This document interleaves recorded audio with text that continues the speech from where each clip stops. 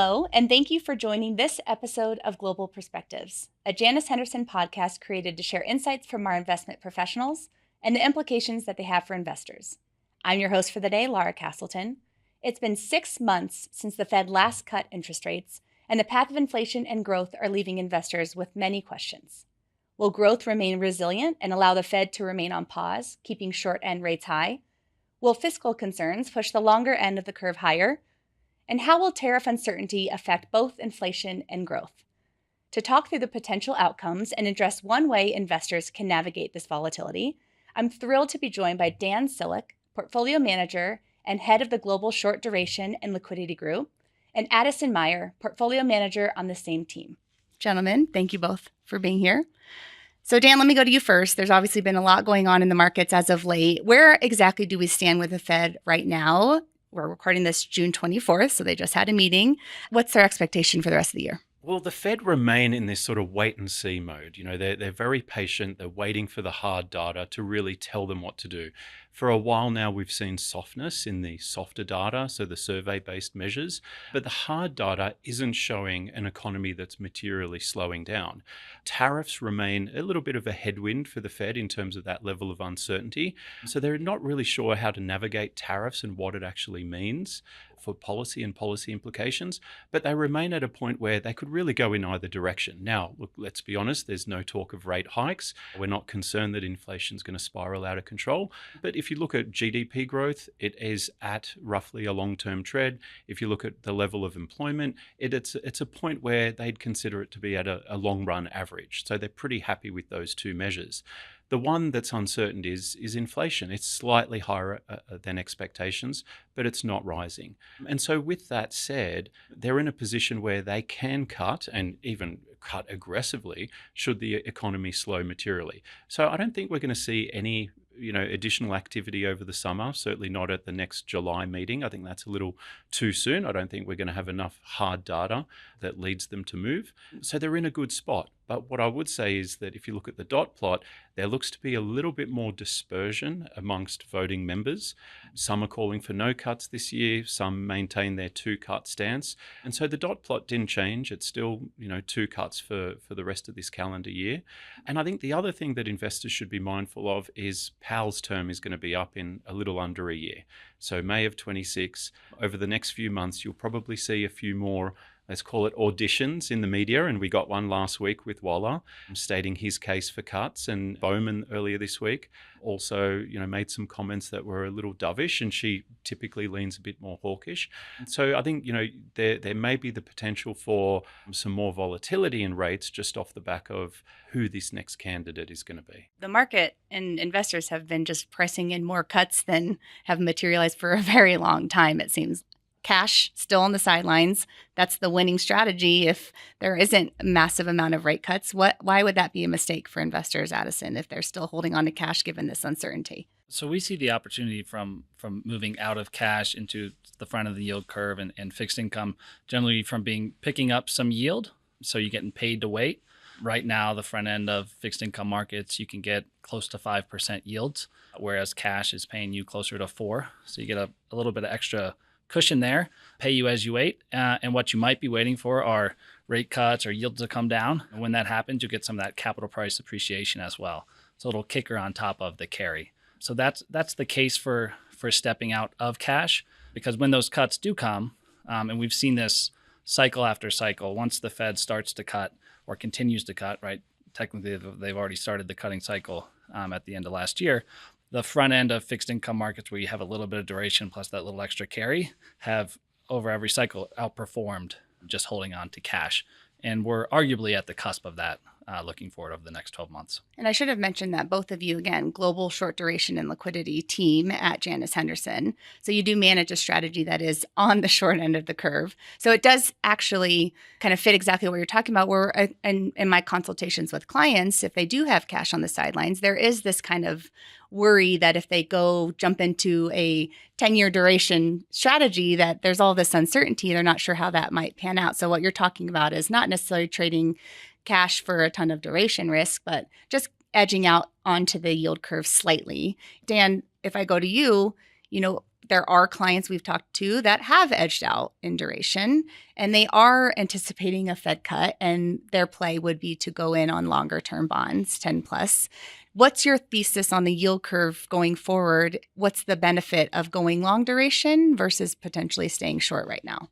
Well, the front end of the yield curve and then further out the yield curve are used in, very different ways in people's portfolios. And as Addison discussed, like our value proposition in the front end of the curve, particularly now that yield curves have normalized, we don't have that negatively sloped yield curve as we did a couple of years ago. That's stepping out a year or two of duration in order to lock in those yields provides you a really attractive excess return over cash. Now, the front end of the curve is much more impacted or correlated to what central banks do. Whereas as you step further and further out the curve, you introduce a lot more variables into what drives interest rates. So if you just think of the 10-year Treasury, it's going to be driven by, growth and inflation expectations. It's going to be driven by some of these geopolitical issues that we've faced over the last couple of years. And really importantly, here in the US, it's also going to be driven by what's happening with the deficit and what's happening with the level of debt and debt serviceability. And so you've seen rating agencies downgrade the US. You've seen the back end of the yield curve underperform, meaning that rates rose at a much faster rate in the back end of the yield curve, because as investors, we want to be compensated for that deteriorating credit quality. Now, I'm not suggesting that the US is going to default. It's nothing like that. But investors demand to be paid more to take the risk, further out the US yield curve. And so with that said, there's just more volatility. We're in an environment of higher vol. If you think back to the period between global financial crisis and COVID, central banks pretty much managed that volatility and rate volatility across the whole curve was very muted. In a post-pandemic world, I actually think we're back to the old normal. Old normal meaning structurally higher interest rates, structurally higher inflation, and structurally higher volatility. And that volatility has really shown itself in the back end of the yield curve. So unless you're really convinced that there's going to be a deep, protracted economic slowdown and an aggressive cutting cycle, then it's probably a little bit early to be in the long end of the yield curve. You're going to wear significant volatility. And we've seen that the last 12, 18, 24 months. I think that's a great point, because when we do analysis in our portfolio consultations over the last 5 years, it's easy to just say, well, 2022 threw everything off, so we should look at what's going on going forward. Well, that has been the case for the 5 years in general. Duration and interest rate vol has been back. Save 2022, it's even continued this year. So there does seem to be this opportunity to you kind of weather that interest rate volatility a little bit on the short end of the curve, to your point, when there's not a major catalyst and necessarily need to go out super long in duration. Obviously, that has a role in portfolios as well, but potentially it's more of a balancing act of barbelling is what we've been talking to clients about. So that being said, then maybe if I go to you at Addison, on the implementation of which your strategy covers the span of basically a lot of credit focus. And I'm curious, the economy seems to be holding up, but maybe you can talk through the state of corporations and the credit opportunities that you are finding. So we look at both corporate credit, securitized credit, all asset classes, and we're looking across the globe as well. It's kind of the sandbox that we play in but the big behemoth of all of this is U.S. corporate credit. And right there, companies are very strong. You look at the backdrop, slow growth, totally fine for credit. We don't need to live up to growth expectations like stocks need to do. Credit, slow, steady growth is fine.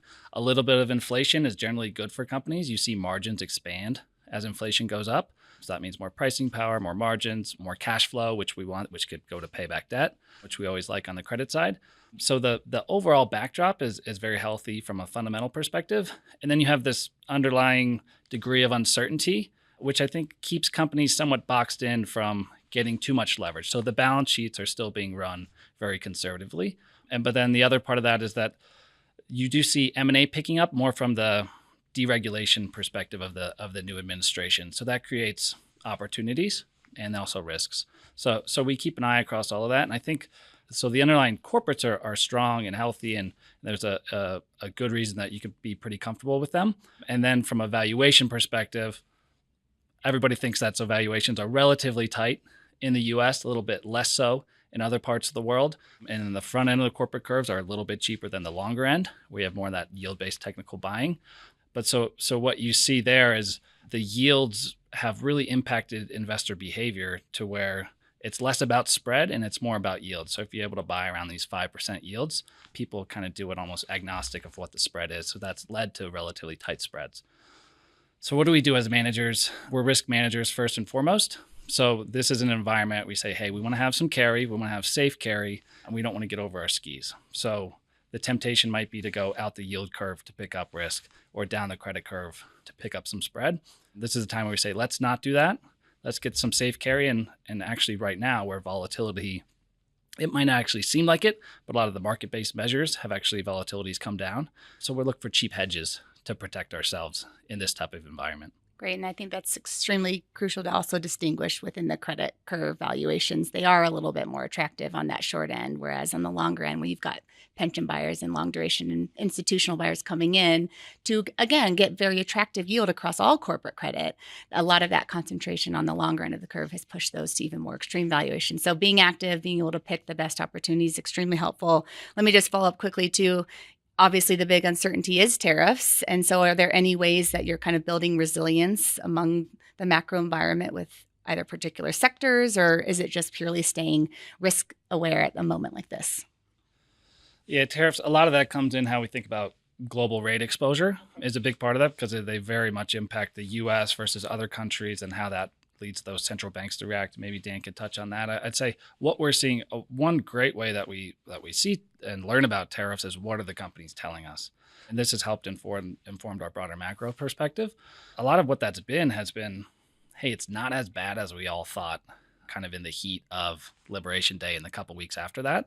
One little anecdote is if you have a consumer goods company and they import a lot from Vietnam, we don't have tariffs established on Vietnam yet, but you might have 20-25% tariffs on a lot of their inputs. The way the math works out is you really only need to pass through prices of 5% to recoup that for the company. And that's only if you do it in the US. You can also spread it out across the world, which a lot of companies are going to do. And so that just, the math just works out that you might only have 2-3% price increase to recoup what seems like a really big tariff. And so I think that's feeding through to what the Fed's thinking. It's feeding through to maybe healthier margins for some of these companies. We'll see how the consumer kind of handles that. That's the big unknown. We'll find out more in the coming months, especially back to school period. But just hearing what companies have said about tariffs helps inform everything. Yeah, that's a great point. Luckily, 2020 did help a lot of these corporations get to a really good spot. So that's also obviously helping balance some of these uncertainties coming. Dan, let's talk about that global landscape. That is one of your big differentiators within the short duration space, is that you have that global opportunity set. Why should clients be thinking global at a time like now? Yeah, look, I think there's a really big distinction between what global equities means and what global fixed income means. And obviously for decades, US has been a driver of global growth. It's been a driver of innovation. And so it's no surprise that US stock market has outperformed, other parts of the globe, especially the larger markets like Europe. But when you look at rates, there are so many different inputs that go into the pricing of a government yield curve or a credit yield curve. And this presents and opens up opportunities for us. So if I just focus on rates, a big part of our philosophy is to say that central banks are not coordinated. They are not acting in unison outside of a crisis. So yes, you're going to get your global financial crisis. There was one play in the playbook, and that was drive rates to zero and do max QE. And that was to get the global economy out of a crisis. You also saw it, I guess, the response to the strong fiscal policy after the pandemic that led to some of the inflation. Central banks did have to hike rates. But the key is they all really hiked at different paces. They stopped at different levels, and now on the way down, importantly, there's quite a lot of dispersion between what central banks are doing. So again, our key sort of tenet of the philosophy is that central banks operate to their domestic economies and they set rate policy to what's happening domestically. So I think of, if you look back just over the last 12, 18 months when the Fed started its cutting cycle, and yes, they did 100 basis points, they started with 50, but they paused because the demand side, growth was strong, unemployment wasn't rising, so they didn't need to be as aggressive as perhaps they first thought. Whereas you look at other parts of the globe, Europe has instituted 225 basis points of cuts in a similar period where the US did 100. Canada also 225. That included 2 consecutive 50s. You go down to a smaller but open economy like New Zealand, Also 225 basis points of cuts, 3 consecutive 50s in there. And so we're able to position duration in developed markets. I got to reiterate that we're not looking at emerging markets, but where we can drive some of this capital price appreciation by positioning in the front end of yield curves in some of these other highly rated, well-regulated government bond markets. Now, conversely, if you know, I mentioned some of the countries that were cutting rates aggressively. Well, on the flip side, Bank of Japan has hiked rates 60 basis points in the time that other central banks were cutting. Australia only started its cutting cycle in February of this year, almost 12 months behind other developed market central banks. And Norway cut rates for the first time in its cycle just last week. So you can see that there's this dispersion amongst developed market central banks, and for us that presents opportunities. And so as investors step out of cash, you know, into money markets, into short duration, they tend to focus on their domestic markets, so their domestic rates, domestic credit. But our value proposition is to say, well, there are opportunities in global rates, there are opportunities in global credit, but managing the portfolios in a very risk measured and risk constrained way, because we understand that people are using us as that yield enhancer or as a liquidity provider. So it's not about dialing up the risk, it's about allocating risk in a very risk measured way that's also informed by our global macro framework. That makes sense. It sounds like there's a lot more opportunities, not only just on the individual corporate management, being able to pick the right names, but then you also open it up to a global opportunity set. You can find lots of dislocations. Just a caveat, and maybe also follow up on tariff uncertainty. How does that factor in? But then, currency was one of the big driver of global equity markets outperforming the U.S. equity market this year, because we finally saw the dollar come down. Not sure where that will go going forward. Maybe address currency and how you approach that within the portfolio as well. Yeah, from our perspective, we don't take active currency risk, but with that dispersion amongst global rates creates opportunities in interest rate differentials as well. So essentially what an FX forward point represents is the interest rate differential between two countries. Like, think of it as owning a 3-month treasury bill in one country and selling it in another. That's the sort of tool that we use to hedge our non-dollar exposure. But that in of itself adds value. Just from a currency, I guess, a view perspective, I can certainly provide some views. I would say that for decades, the US and whatever sitting administration there was, they always had a strong dollar policy. Now, the current administration, I'm not suggesting they're trying to weaken the currency directly, but I think the US as a manufacturer, as an exporter of, they're self-sufficient in energy, for example, in oil. It's a commodity that they could potentially sell. Well, a little bit of weakness from pretty high levels, of course. The dollar got to pretty strong levels in the recent part of the cycle, sort of reduce some of the, I guess, hot air in that strong dollar balloon. I think some softness in the US will help it from a global perspective as well to, regain some of the market share on manufacturing and production and reshoring and bringing some activity back to the US. And I'd say that on the corporate side of the book, the way that some of the currency plays into it. So while we're not taking outright currency views and it's hedged, as we're looking across global markets, we see that companies will issue bonds in different currencies. The same company issue across the globe, a lot of automakers, banks, ag production equipment companies, and they'll do that. And so we look across those issuances, we look at them on a hedged back to US dollar basis, and we say, where's the best relative value across those? So sometimes we'll buy a bond in Aussie dollars. We call them kangaroo bonds. And we'll buy them in Canadian dollars, maple bonds. And we'll hedge it back, and we might pick up 30, 40 basis points by doing so for same credit risk, same ratings, just a different currency, even after it's hedged back. All right, Dan. So are there any risks that clients are making in portfolios today?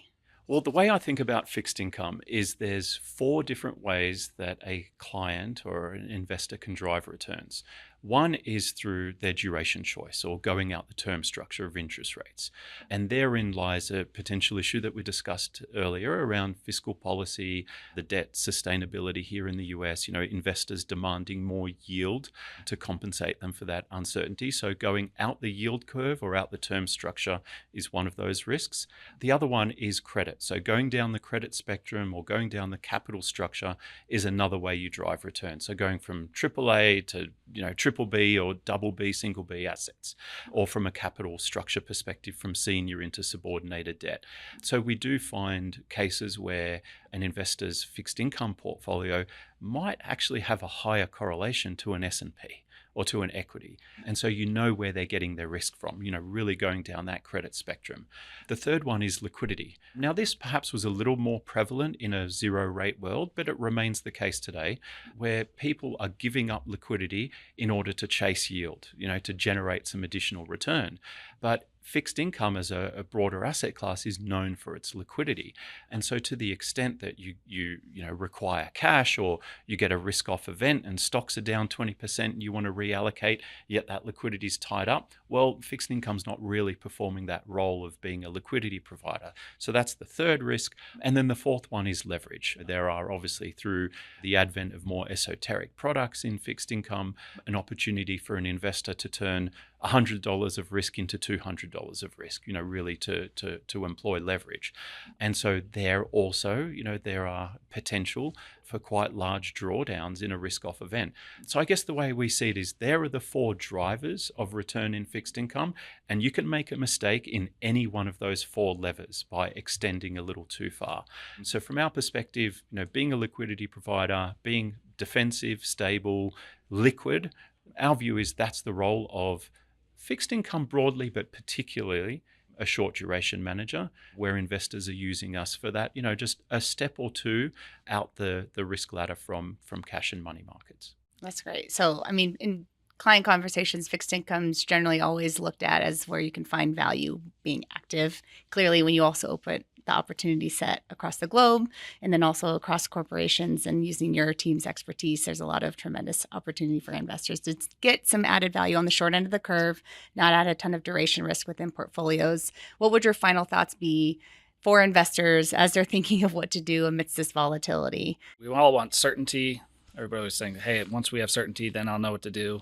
Once you have certainty, the price will have changed and you might not want to do that thing anymore. I think the really nice thing about the front end of the curve is that a lot of times we're buying bonds and they're maturing. And we do a lot with investment grade. So you have a high certainty of that happening, buoyed by the strong research team that we have. And so I think that's if you have certainty and you have a good enough return that does what you need it to do within your portfolio, I think that's something you can hang your hat on. And I think right now is a good environment for that. Awesome. Yeah, I think the other thing is just about being active. You mentioned the importance of that. We are active, particularly when opportunities present themselves. So, for example, the most recent event, the risk-off event would have been Liberation Day. Obviously, stocks were down, credit spreads widened. But if the fundamentals of those corporations that we're buying, we feel aren't deteriorating because of that event, yet you're able to buy them at better valuations, then we'll certainly lean into that. And so, we are happy to, and we're comfortable dialing up risk at the right times. But then when valuations become a little stretched, and Addison mentioned it earlier, you're happy to spend a little bit of premium on protection when spreads are at the tighter end of the range. So certainly being active helps, and then being globally diverse helps as well, because in events like, I'm going back a few years now, but perhaps a Silicon Valley style event, US banks sold off more than, European banks. European banks sold off more than some of the banking jurisdictions we look at in Asia, such as Singapore, such as Australia. And so having that global diversification also helps when there are more idiosyncratic events in, let's say the US, such as Silicon Valley. So being active helps with diversification, helps with driving value add over the cycle. And, we've been doing it for 18 years in aggregate. So it's not a new sort of philosophy and process that we're adhering to. That's great. Good message to end on. I think we should all be fairly confident that we're not going to get an exact playbook on what's going to happen. And clearly markets move very quickly for end investors, especially in fixed income. Having somebody like yourselves being able to make these changes literally on the daily, if they materialize, is going to help them stay ahead much quicker than they can. So thank you both. Appreciate you for being here to walk us through the opportunity set in the short end of the yield curve, global fixed income markets. And thank you all for listening. We hope you enjoyed the conversation. For more insights from Janus Henderson, you can download other episodes of Global Perspectives wherever you get your podcasts, or check out our website at janushenderson.com. I'm Laura Castleton. Thank you. See you next time.